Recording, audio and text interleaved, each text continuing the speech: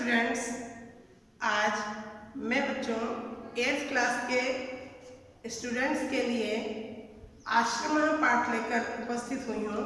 बच्चों, पहले हमारे यहाँ आश्रम किस प्रकार के होते थे, वहाँ लोग किस प्रकार से मिलजुल कर रहते थे, वहाँ का वातावरण कितना शुद्ध होता था और आपस में किसी भी प्रकार का वैर भाव नहीं होता था। छात्रों को संस्कार सिखाए जाते थे। इन सभी बातों का वर्णन इस पाठ में है। बच्चों, आप इस पाठ को अच्छी प्रकार से पढ़िएगा और समझिएगा। चलिए अब पाठ स्टार्ट करते हैं। बच्चों, अस्माकं प्रदेशस्य सीतापुर जनपदे नैमिषारण्ये प्राचीनं तीर्थस्थलम् अस्ति। अस्माकं माने हमारे, प्रदेशस्य में षष्ठी विभक्ति एक वचन का प्रयोग है। सीतापुर जनपदे में सप्तमी विभक्ति एक वचन। नैमिषारण्य एक तीर्थ स्थान का नाम है और अस्ति माने है। अब अर्थ देखेंगे। हमारे प्रदेश के सीतापुर जनपद में नैमिषारण्य नामक प्राचीन तीर्थ स्थल है। तत्र एकस्मिन् आश्रमे ऋषयः मुनयः गुरवः कवयः छात्राश्च निवसन्ति स्म। तत्र माने वहाँ, एकस्मिन् माने एक ही। आश्रम में सप्तमी विभक्ति एक वचन का प्रयोग है। ऋषयः मुनयः गुरवः और कवयः, इन सब में प्रथमा व्यक्ति बहुवचन का प्रयोग है। बच्चों, निवसन्ति यह वर्तमान काल प्रथम पुरुष बहुवचन का रूप है।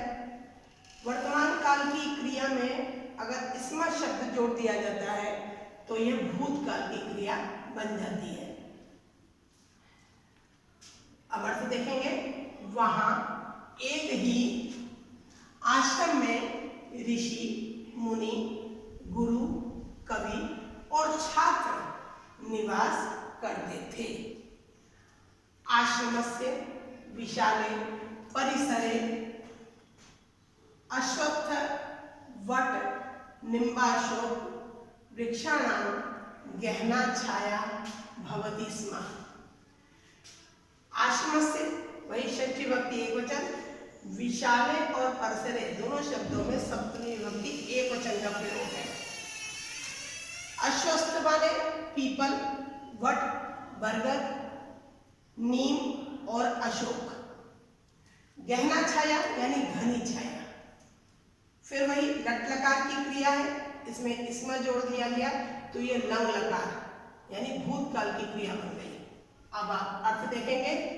आश्रम के विशाल परिसर में पीपल, बरगद, नीम और अशोक के वृक्षों की बहुत घनी छाया रहती थी। तत्र फलशायिनः आम्राम्लकः पनस पेरुवृक्षाः अपि विपुलाः आसन्। तत्र माने वहाँ, फलशायिनः यानी फल देने वाले। आम्रकः माने आम और आंवले। पनस माने कटहल। पेरू मीन्स अमरूद। विपुल माने बहुत अधिक संख्या में। अर्थ देखिए, वहाँ फल देने वाले वृक्ष कौन कौन से थे? आम, आंवला, कटहल और अमरूद के बहुत ज्यादा वृक्ष थे। अब माने भी एभि वृक्षैः तत्र पर्यावरणं शुद्धम आसीत्। ये शीतलाः वायवः मंदं मंदं वहन्ति स्म। काले काले च मेघः वर्षति स्म। एभि और वृक्षैः दोनों में तृतीया विभक्ति बहुवचन का प्रयोग है। आसीत का अर्थ है था।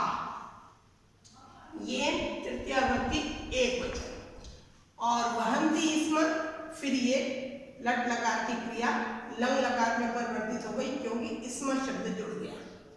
काले काले माने समय समय पर, मेघर मीन्स बादल, और वर्षति इसमें माने वर्षा करते थे। अब अर्थ देखिएगा, इन वृक्षों के द्वारा वहां का वातावरण बहुत शुद्ध था, जिनके कारण शीतल वायु धीरे धीरे बहती थी और समय समय पर मेघ वर्षा भी करते थे।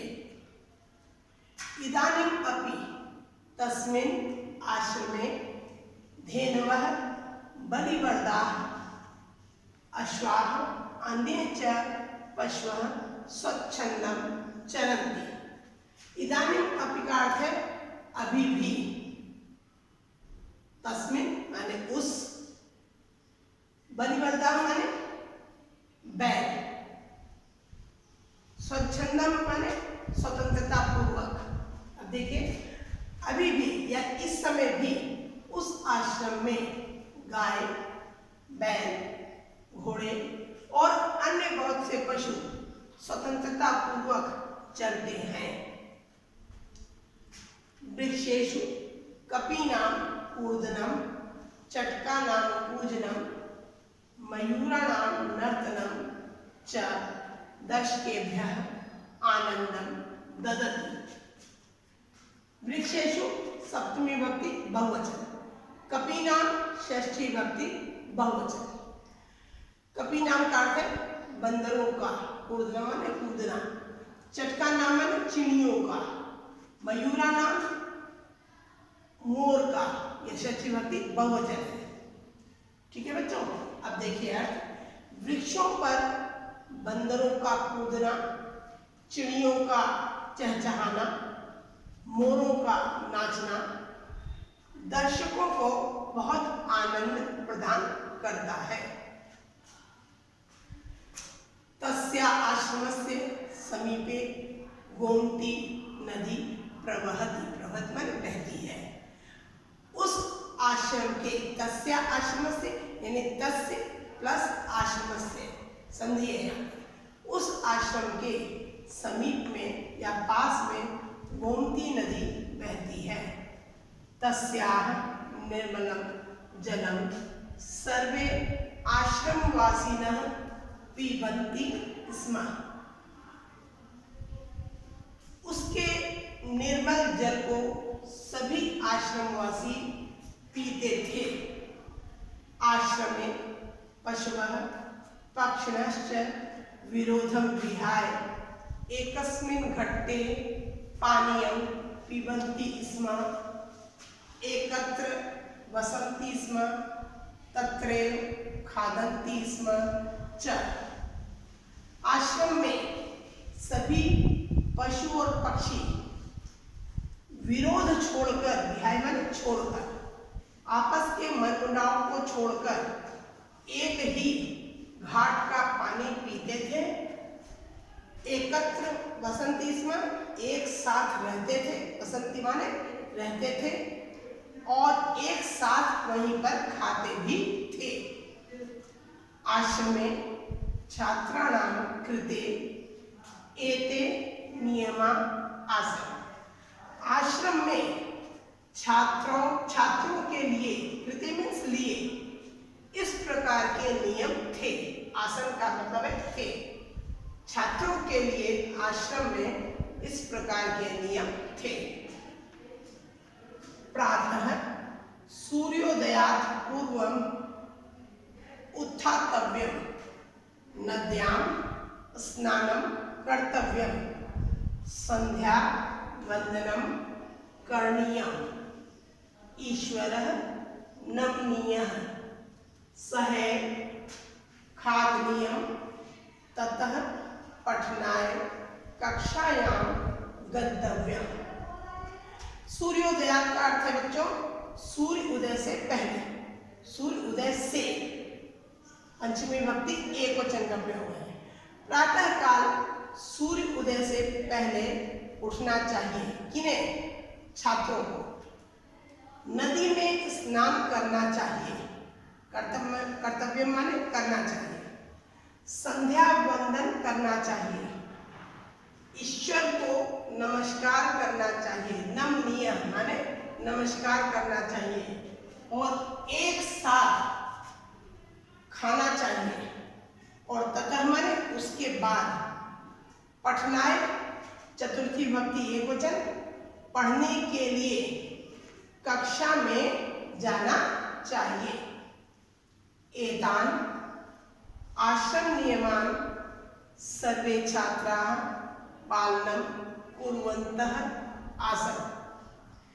इन आश्रम के नियमों को, नियमान माने द्वितीय विभक्ति बहुवचन का प्रयोग है, नियमों को, इन आश्रम के नियमों को सभी छात्र पालन करते थे।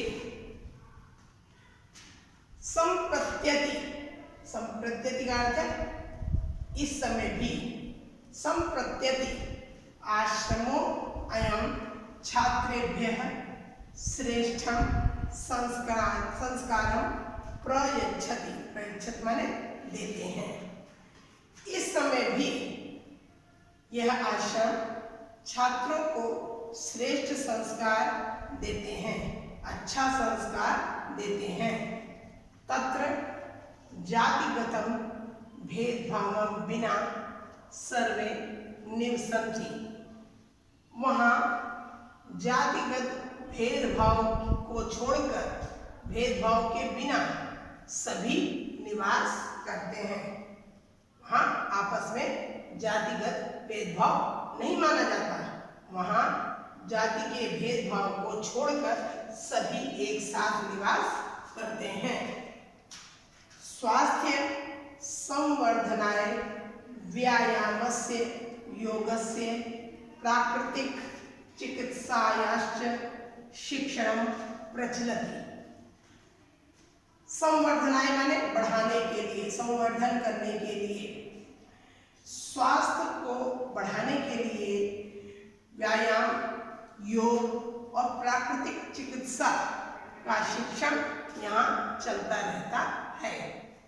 स च आश्रमः त्यागं तपस्यां परोपकारं उदारतां च शिक्षयति, और यह आश्रम त्याग, तपस्या, परोपकार और उदारता की शिक्षा देता है।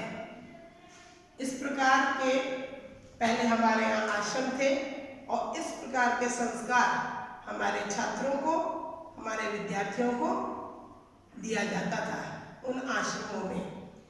इस प्रकार बच्चों, आपको ये लेसन अच्छी तरह समझ में आया होगा। और बच्चों, अगर आपको हमारी वीडियो पसंद आई हो तो इसे लाइक, शेयर और सब्सक्राइब अवश्य करें बच्चों। धन्यवाद।